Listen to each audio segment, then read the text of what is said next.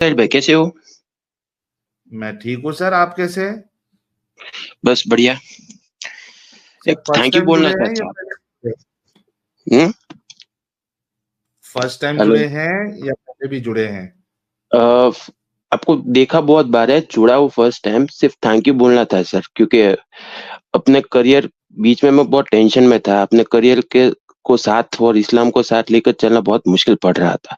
तो फिर जब आपकी स्ट्रीम देखी तो बहुत कुछ समझ में आया और फाइनली छोड़ दिया यार। क्या बात है, क्या बात है! कितना सीरियसली आपने इस्लाम को लिया था? पहले अ, टेस्ट ले लो सर। हाँ, वही वही वही कर। सूर्य फातिहा सुना दूं? नहीं। नहीं, सूरह फातिहा तो यहाँ अभी तो हमारे नॉन मोमिन हजरात सीख चुके कलमा सुना हैं। दूं? नमाजें पढ़ते थे आप?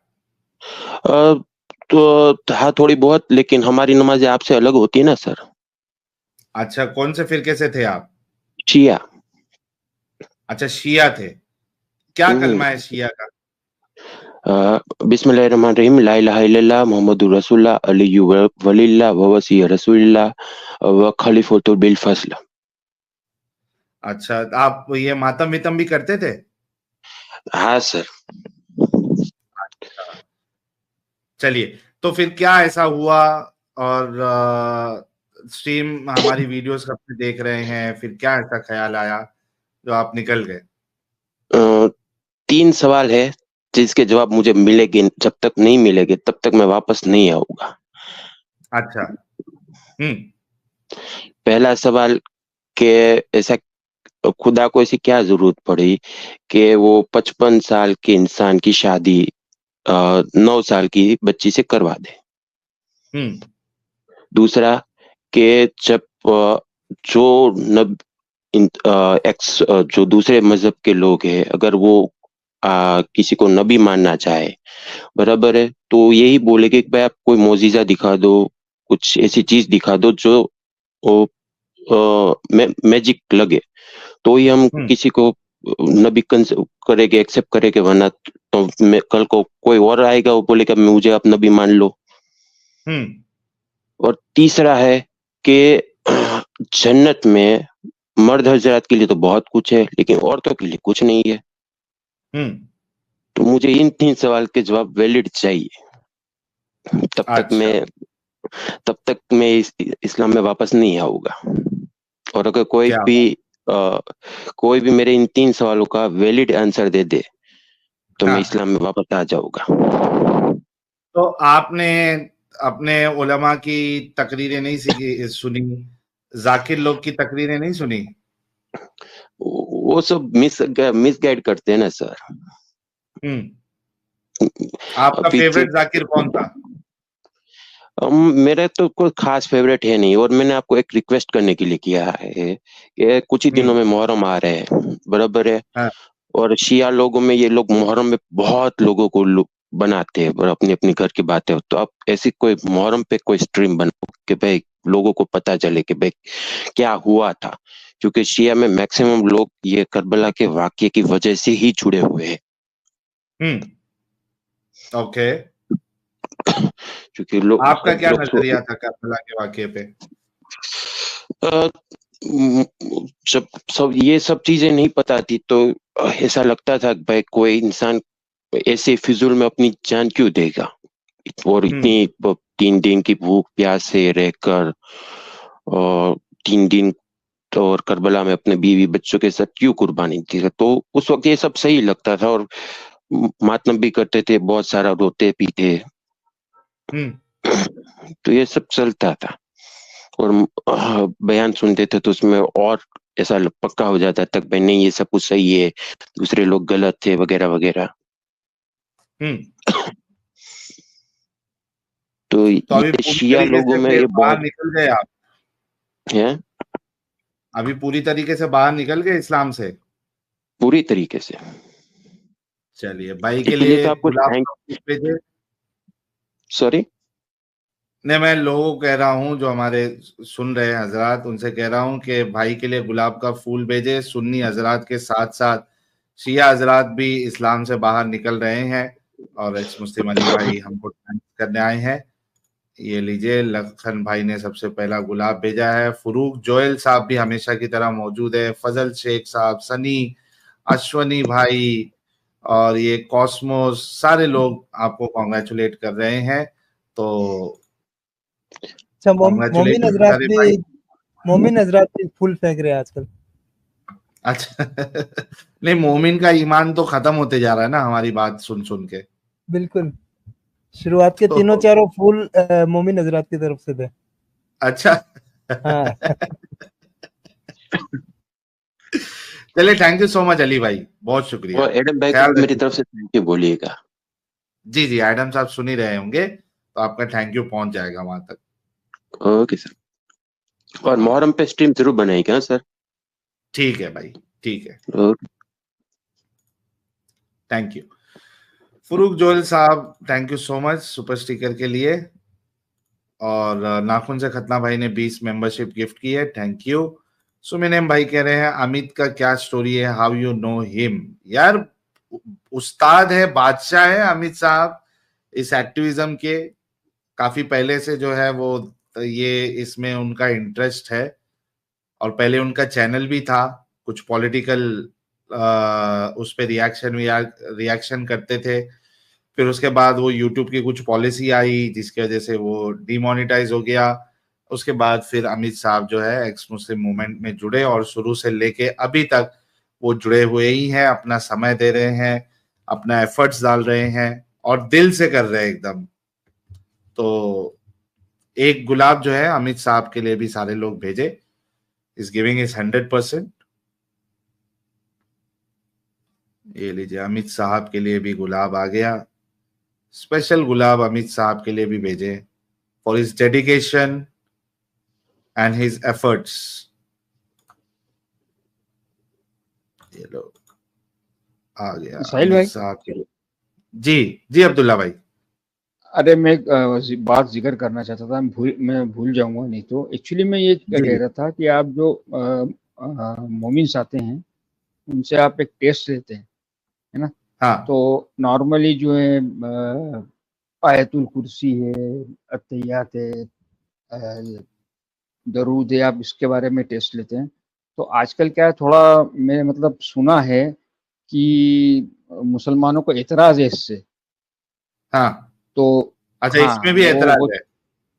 एतराज ये है कि ये टेस्ट जो है ये इसको कॉम्प्लिकेट करें, क्योंकि ये जो टेस्ट है बड़ा वो उनके हिसाब से सिंप्लीफाइड टेस्ट है वो। अच्छा अच्छा, आपको हाँ बीइंग अ मुस्लिम, मतलब जो जब पहले आप मुसलमान थे, आपको अच्छे से पता है कि एक मुसलमान जो उस माहौल में रह के जब वो कोई दुआ या दरूद पढ़ता है, तो उसका लहजा, और अगर कोई फेक करने की कोशिश करे या रीड करने की कोशिश करे तो उसका लहजा, ये दोनों में काफी अंतर होता है। यू कैन जमीन मेक आउट आसमान के का भाई फर्क होगा। कौन रीड कर रहा है और कौन एक्चुअली सीखा हुआ बिल्कुल सही है वो। है ना। तो ये तो उनके बहाने हैं यार, बहाने पे जिंदा है। असल में उनको कैसा, हकीकत जो है ना वो बहुत चुभ रही है, तो सोचते हैं कि चलो कुछ ना कुछ बहाने बनाओ, निकालो बहाने। हालांकि ये बात भी बिल्कुल सही है कि कई सारे ऐसे मुसलमान हैं जिनको अरबी पढ़ने नहीं आती, और ना उन्होंने कोई दुआ सीखी है, ना नमाज पढ़ने आती है उनको, ना दरूद पढ़ने आता है। उसके बावजूद भी ये खुद मुल्ला मौलवी उनके ऊपर काफिर का फतवा नहीं लगाते, उसको मुसलमान ही मानते। सही बोल रहा हूँ, गलत बोल रहा हूँ अब्दुल्ला भाई? बिल्कुल सही कह रहे हैं आप। मेरे खुद के है ना, एम्प्लॉय हैं। ये फतवा लगाएंगे। बिल्कुल नहीं लगाएंगे। अगर ये फतवा लगा दे कि वो मुसलमान जिसको नमाज पढ़ने नहीं आती, जो दरूद नहीं पढ़ रहा है, पढ़ने नहीं आता, जिसने सीखा नहीं, वो सारे के सारे जो है वो काफिर है, ये फतवा लगा दे, तो अभी जो है वो 30-40% मुसलमानों की वो काफिर साबित हो जाएगी। कई साहिल सारे भाई, लोग हैं जी, आता हूँ। अरे मैं आपको मेरे एम्प्लॉयज का बताता हूँ। मैं आपको, उनको सूरह फातिहा तक पढ़ना नहीं आती बराबर। मालूम है ना अपने को, ग्राउंड रियलिटी मालूम है। हम तो यहाँ पे ऐसे लोगों को तो मुसलमान कंसीडर भी नहीं करते। आप भी देखते हो ना, ऐसा कोई आता है तो हम बोलते हैं कि जा भाई तू आराम कर। नहीं, वो एक्चुअली हुआ क्या था, हाँ एक्चुअली हुआ क्या था कि इसके जो अब स्ट्रीम का जो पहला पार्ट है, मैंने एक्चुअली दोनों पार्ट मैंने 5-5, 10-10, 15-15 मिनट के देखे होंगे बीच बीच में, मुझे तो कुछ याद नहीं है। तो कहीं जिक्र चल रहा था इसका, तो एक बुजुर्ग ने फरमाया कि बोले ये हज के ताल्लुक से डायलॉग कर रहे हैं मुसलमानों से, तो कोई भी एक मुसलमान आए उससे तेरा तलबिया ही पढ़वा लेते हैं। नहीं तो हर मुसलमान को नहीं पता होता है ना भाई, तुम तलबिया एक्सपेक्ट कर रहे हो, उनको कलमा नहीं आता, तलबिया कहां से पढ़ेगा वो? They are Muslim just because they are born in Muslim family. उनको सिर्फ इतना ही मालूम है अल्लाह रसूल, बाकी ना रसूल के बाप का ना पता है, ना माँ का पता है, ना किसी और चीज का पता है। कई सारे मुसलमान हैं, आप जाके पूछो कि रसूलुल्लाह की माँ का नाम क्या था, बाप का नाम क्या था, नहीं पता है उनको। बिल्कुल सही कह रहे हैं, बिल्कुल सही। तो ग्राउंड रियलिटी है। एक मुसलमान इस चीज पे ऑब्जेक्शन उठा ही नहीं सकता, वरना मैं तो इससे पहले भी कहा हूं कि लगाओ फतवे, बोलो कि अगर कोई किसी को नहीं आता ये चीजें तो वो काफिर है। मैं तो कहता हूं लगाओ फतवे, नेशनल टेलीविजन पे आके लगाओ फतवे, फिर देखते हैं कितने % मुसलमान जो है बचते हैं। यार साहिल भाई, इसका तो एक ही मेरे को जो रीजन ये लगता है कि इनको समझ में आ गया है कि आम मुसलमानों को अंदर ये चीज को प्रोपोगेट करना है कि जो मुसलमान यहाँ पर आते हैं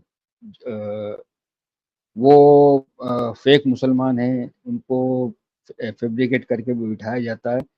तो ये इनका एक वो होगा, एक कहते हैं क्या, नहीं ना, है लेकिन बाकी मुसलमान भी इतने चूतिए तो नहीं है ना, वो भी समझते हैं, वो भी इतने पागल बेवकूफ तो नहीं है। हाँ, इस्लाम के मामले में है बेवकूफ, इसमें कोई शक नहीं है, लेकिन ये मामले में तो बेवकूफ नहीं है ना कि वो समझ नहीं पाए कि कौन मुसलमान है कौन मुसलमान नहीं है।